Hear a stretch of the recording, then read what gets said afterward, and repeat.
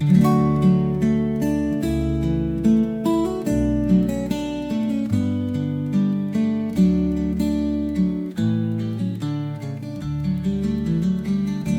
leaves were long, the grass was green, the hemlock umbels tall and fair, and in the glade a light was seen of stars in shadow shimmering. Tinuviel was dancing there to music of a pipe unseen, and light of stars was in her hair and in her raiment glimmering.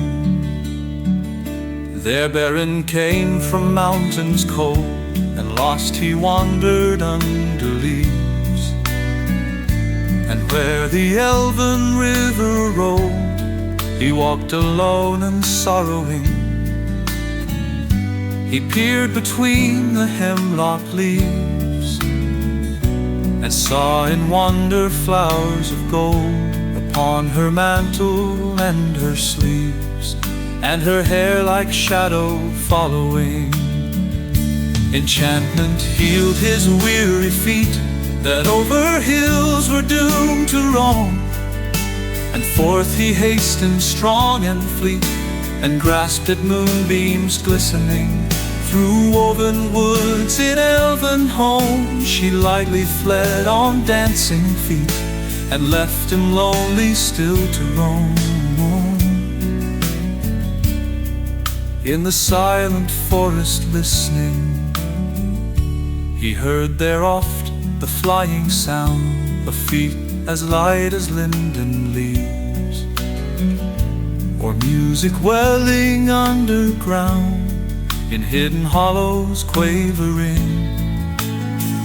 Now withered lay the hemlock sheaves, and one by one with sighing sound, whispering fell the beechen leaves in the wintry woodland wavering. He sought her ever wandering far, where leaves of years were thickly strewn by light of moon and ray of star, in frosty heaven shivering. Her mantle glinted in the moon, as on a hilltop high and far she danced, and at her feet was strewn a mist of silver quivering.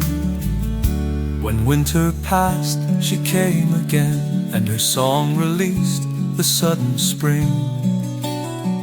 Like rising lark and falling rain and melting water bubbling, he saw the elven flowers spring about her feet and healed again.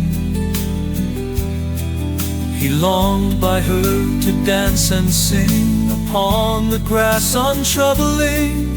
Again she fled, but swift he came. Tinuviel, Tinuviel. He called her by her elvish name, and there she halted listening. One moment stood she, and a spell his voice laid on her. Beren came, and doom fell on Tinuviel, that in his arms lay glistening. As Beren looked into